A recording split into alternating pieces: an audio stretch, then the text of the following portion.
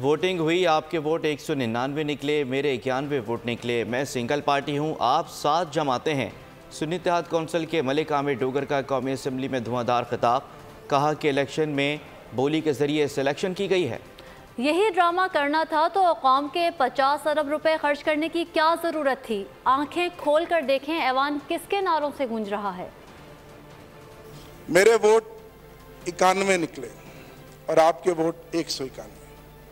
मैं single party हूं और आप 7 पार्टियां हैं। जनाब स्पीकर, ये इलेक्शन नहीं था, ये सिलेक्शन थी और ये सिलेक्शन ऑक्शन के जरिए की जा रही थी।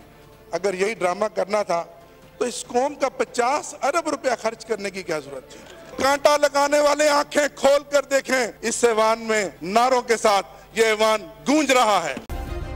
सब्सक्राइब करें और बेल दबाएं ताकि कोई खबर रह न जाए।